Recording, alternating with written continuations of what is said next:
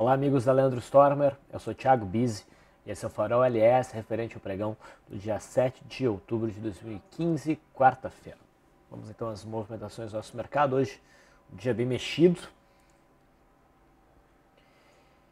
E cá temos o gráfico do índice Bovespa, uma alta importante hoje de 2,47%, indicando o rompimento da LTB que antes nos segurava. Isso é um ótimo sinal. O topo de setembro, a zona de resistência de setembro foi alcançada. Vocês lembram que tudo girava em torno da contração de preços do mini índice, no 15 minutos aqui, né? O rompimento para baixo para cima deveria definir a direção dos preços. Rompendo para cima, o mercado tentaria buscar no intraday aqui do INV15 este topo, que representa no gráfico do índice Bovespa essa máxima aqui. Então o mercado se definiu para cima hoje, rompendo esse retângulo estreito, e só num pregão já alcançou essa zona de resistência. A gente teve um volume bem significativo no índice. Isso não é necessariamente bom a curto prazo, porque esse pico de volume, depois de uma perna de movimento como essa, que já conta aí com 3, 6, 7 candles de alta, tá? É um indicativo de exaustão. Tá? Picos de volume depois de movimentos direcionais são um indício de exaustão do movimento no que interessa, no que tange a tendência terciária, de curtíssimo prazo.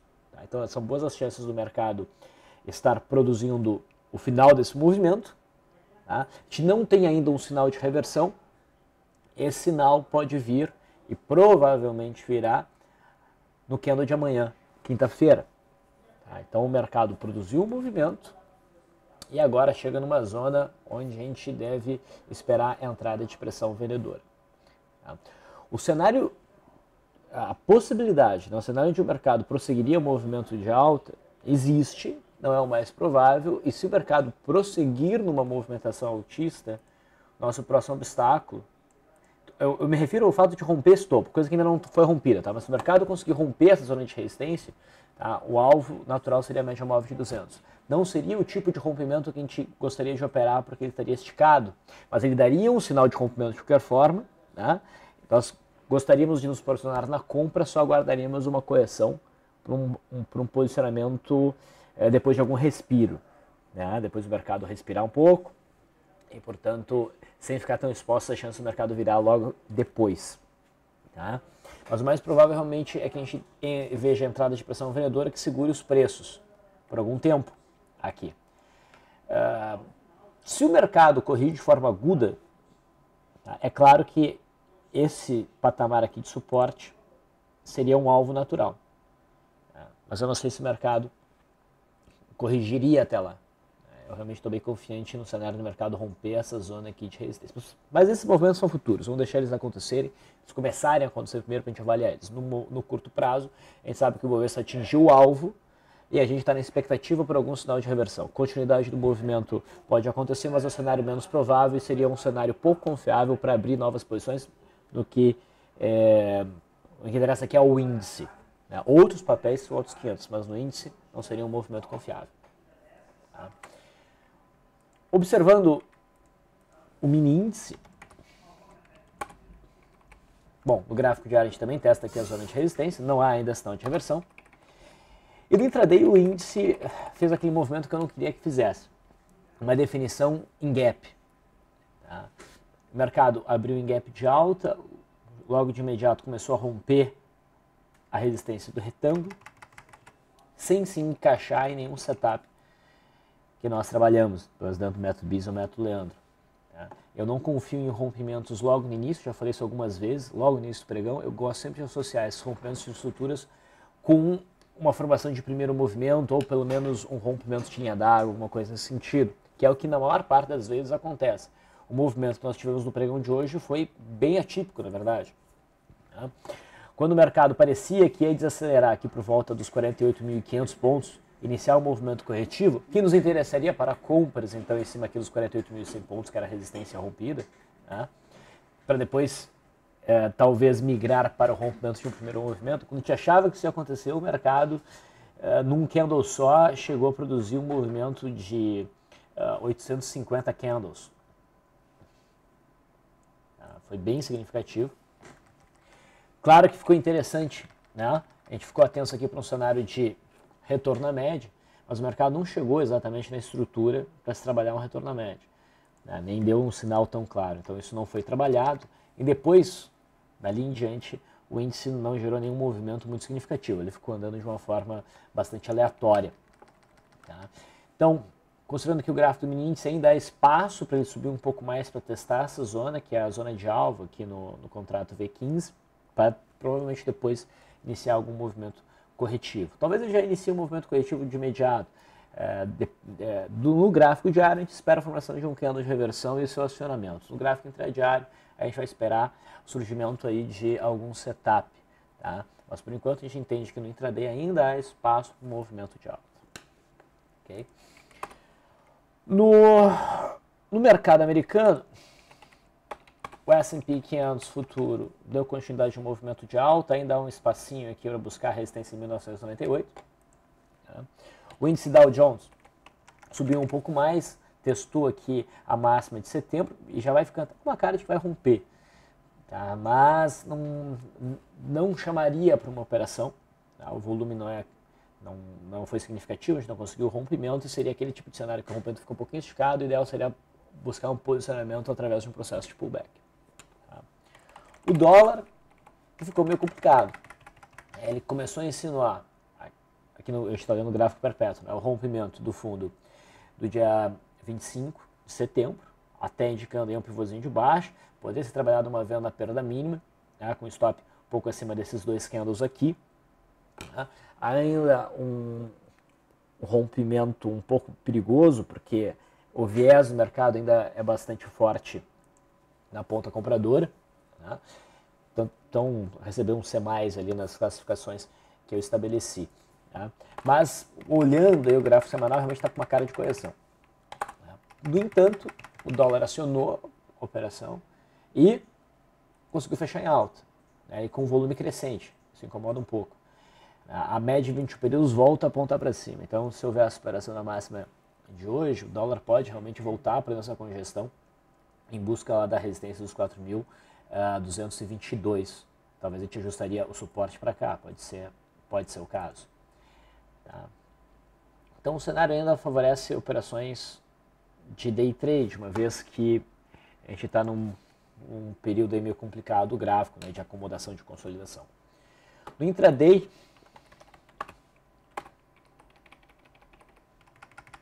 nós tivemos o rompimento da mínima de ontem, formação de um primeiro movimento que gerou uma venda no candle que iniciou às 10h30. A RP por volatilidade estava próxima aqui da mínima do dia, o mercado não alcançou esse ponto e acabou gerando encerramento de posição com alguns pontinhos de prejuízo pela média móvel de 9. E que bom que a gente sofreu esse stop, porque se a gente ficasse vendido e deixasse o dólar correr, dali para frente ele produziu mais de 80 pontos contrários. Então, nunca é bom tomar um stop loss, mas muito pior é não acionar esse stop e assumir todo o prejuízo que pode vir, né, de um movimento que se intensifica como esse. Então o dólar mostrou bastante força nesse movimento. Esse aqui também é um movimento um pouco atípico. Né? O dólar virou, rompeu a linha d'água, não é o tipo de rompimento que eu operaria. No método Leandro foi dado, inclusive, o call e alcançou a RP, mas ele foi embora. Aí tem espaço para continuar subindo. Se o dólar amanhã gerar algum setup na ponta compradora, e o que eu mais gostaria de ver seria um gapzinho de baixa, seguido rompendo a linha d'água para cima, provavelmente ele puxa uma alta, provavelmente até para romper a média móvel de 200 e buscar as possibilidades aqui de 3.978. O juro também se negou a ir para baixo, volta para cima, com bastante volume, a média de 21 períodos volta a ficar positiva. E alguém bem agressivo poderia, mais do que no dólar, buscar operações de compra aqui, porque é um bom espaço para o juro se movimentar. É uma relação bem interessante de risco e possível retorno. assim como a gente tinha nesse candle aqui que não foi acionado. Tá?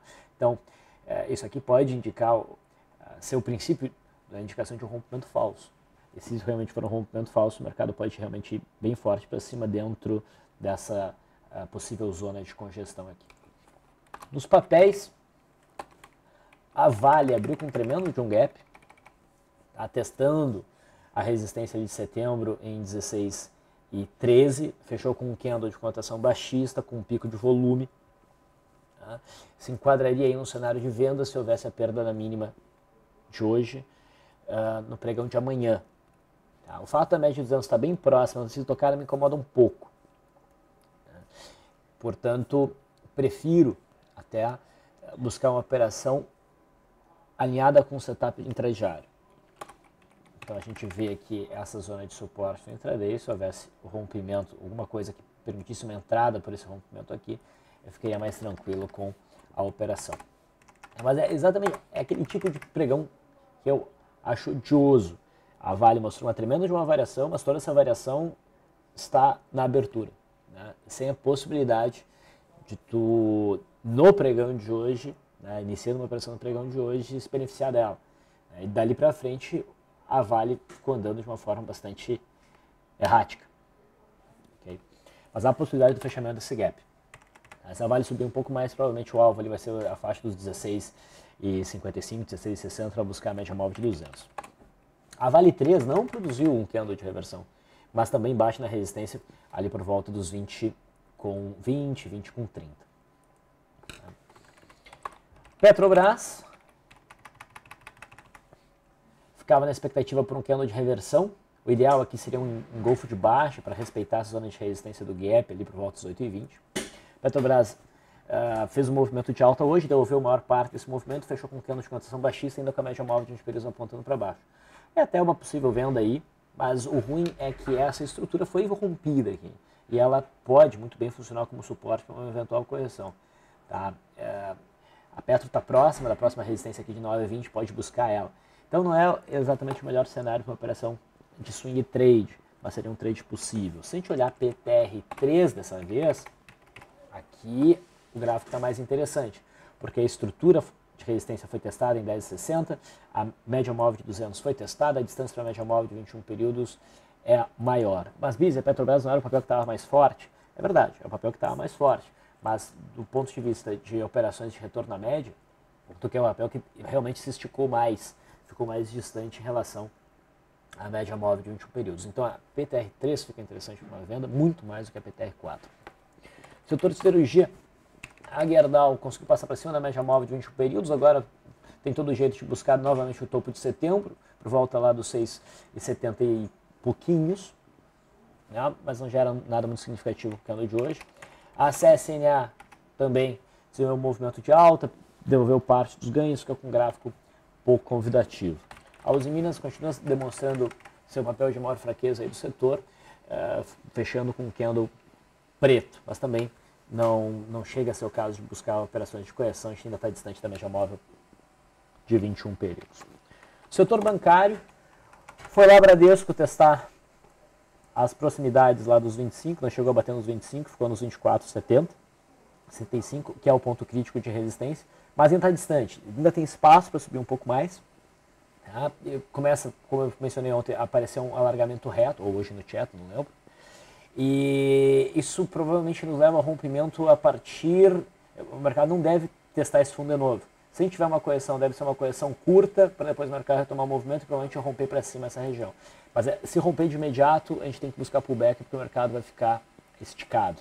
Tá? Ainda há espaço o mercado subir um pouco mais. Ainda há espaço, tá? Para testar melhor a zona de resistência. Itaú tenta o rompimento desse retângulo, mas não consegue definir um candle bonito. Fica um candle feio, isso aí não é candle para rompimento, mas também a gente não tem um cenário convidativo para vendas aqui. Tá? Não temos. O que eu acho que vai acontecer é o papel, num caso mais altista, né? O papel, não necessariamente mais altista, mas um meio termo. O papel de desenvolver um movimento corretivo, mais ou menos aos moldes que a HTX desenvolveu aqui. Tá? Conseguindo manter os preços acima da resistência rompida. mas não conseguindo fluir. E se der continuidade de movimento de alta, a gente tem resistência em 32, que é este gap, essa fronteira de gap aqui de julho. Banco do Brasil fez um forte movimento de alta, 8,5%, se aproxima do topo de setembro, tem cara de dar continuidade de movimento de alta e buscar aquela resistência. Tá? Muito bem. Outros papéis, tem vários hoje. ABCB4 chama atenção, consegue fazer um zigue-zaguezinho. Um papel que já começava a mostrar um viés mais altista, tem bastante volume entrando, provavelmente pela superação da máxima, que seria o caso aqui. O mercado acelera em busca da faixa de 10,30 a 10,50. Só um instantinho, pessoal.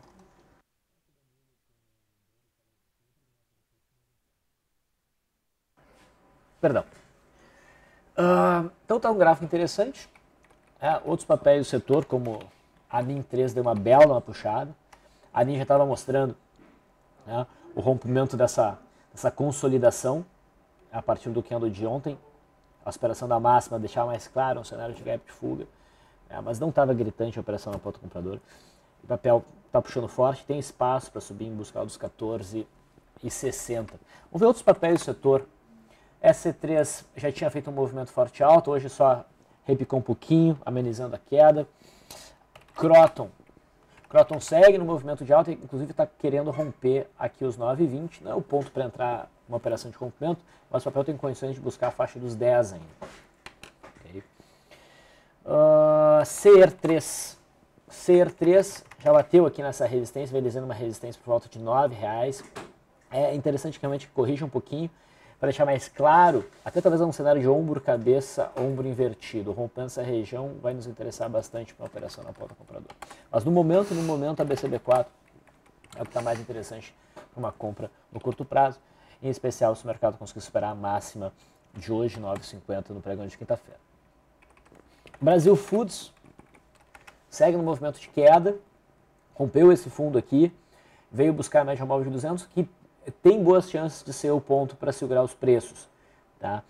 O papel deixou uma sombra inferior significativa, mas não encaixa num cenário para a gente sair comprando uma operação de retorno à média, como seria o caso mais aqui do candle do dia 24/8 e do candle do dia 2/7. Se o papel prosseguir no movimento de queda e transitar claramente abaixo da mínima de hoje, é porque provavelmente o mercado vem buscar a faixa de 63,50. Por enquanto não tem trade nenhum. BTW3 está rompendo a zona aqui dos R$18. Teria dois alvos intermediários depois disso, 20,70 e depois 22,20. O rompimento está esticado, mas BTW3 consegue fazer certos movimentos esticados, né? E tem bastante volume. Então o cenário é parecido com o da HGTX de novo.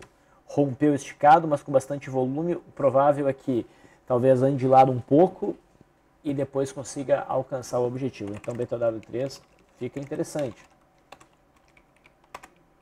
aqui no gráfico diário. E já agora, numa tendência de alta. CCRO3 não acionou a venda que sinalizou ontem, hoje faz novo candle, uma zona vendedora, um candle de definição, a perda mínima poderia produzir aí um movimento de queda, mas eu buscaria algum enquadramento intraday. Detex deu uma boa puxada, né? Nós vimos um rompimento pivô aqui no dia 5/10, não teve volume para valer uma operação, ainda assim o papel disparou e alcançou a resistência que a gente considerava mais forte, em 7,55 junto à média móvel de 200. Deixou um candle de reversão, pode ser até pensar numa operação de venda, mas o stop está muito caro. Eu ficaria de fora, eu buscaria operações de day trade. Ether 3 é uma tosqueira, acho que eu posso chamar Ether 3 de tosqueira. O papel está sinalizando aqui a possibilidade de um movimento de repique para uma barra de ignição. Então, a gente rompe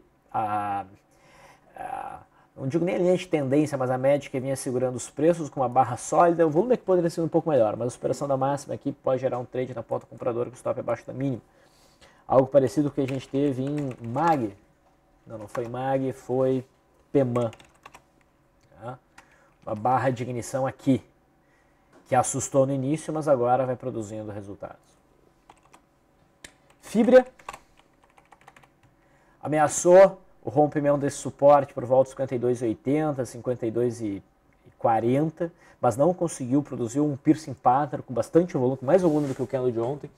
E se houver superação da massa desse piercing pattern, provavelmente os preços vão voltar a subir em busca aqui do topo anterior em 57,80. Não vale a pena acompanhar de perto Fibria. SUSB5, de certa maneira, já até cumpriu o alvo, né, desse retângulo rompido para baixo, curtíssimo prazo, e fecha com candle de reversão com bastante volume. Pode voltar a buscar aqui a média móvel de 21 períodos, mas não é um cenário tão convidativo para uma operação de compra quanto a Fibria. A Fibria tem condições de ir longe. Esse SUSB5 me parece mais um cenário para um trade mais curto. Gol também chama atenção, pode ser pensado numa operação de venda na Gol, mas me incomoda o fato de que aqui a gente tem mais ou menos uma congestão e o mercado não segurou na resistência da congestão, que seria 3,82. O mercado foi acima. Então, a operação de swing trade acho um pouco mais perigosa, eu focaria também no intraday. HGTX, que a gente já mencionou algumas vezes, alcançou o alvo do gap lá em 16,15, 16,40 e forma um doji de reversão fora das bandas com bom volume. Então se enquadra no cenário de venda se houver a perda mínima desse candle. Existe suporte, principalmente na faixa aqui dos 14,15.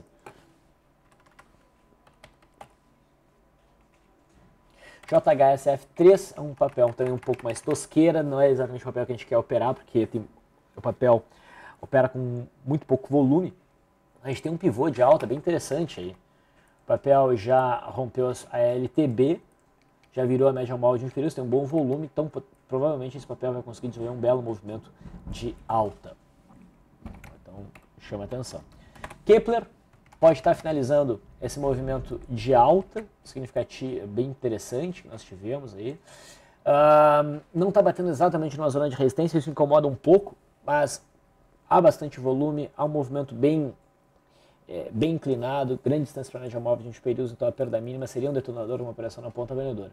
Se o papel, por acaso, prosseguir um movimento de alta, a gente sabe que provavelmente o alvo seria a média móvel de 200 ali por volta dos 28,65. Tá? Aqui também, né, Kepler é um papel que não tem a característica de ter muito volume, então tem que ter muito cuidado. Multi 3 testa a resistência dessa congestão, fecha próximo da mínima, um candle de força vendedora com volume crescente, então pode ser um cenário para uma venda, principalmente intraday, vindo buscar a zona próxima a 40. PEMAN tentou o rompimento desse suporte em longo prazo, tinha gerado um stop dessa posição inicial, o stop foi aqui, ameaçou o rompimento, a gente ficou na expectativa até de operar na ponta vendedora se essa mínima fosse perdida, não foi, e o mercado com esse candle aqui dava a ideia de ignição, de que o suporte isso aqui havia sido um rompimento falso, e dali para frente provavelmente o mercado teria um movimento forte e alto que vai se produzindo agora.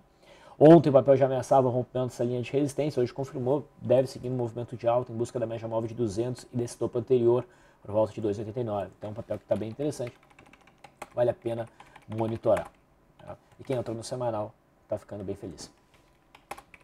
Por fim, QGEP3 atesta essa zona de resistência por volta do 7, faz um Dark Clouds, o oposto do piercing pattern que a gente viu ali em Fibria, né?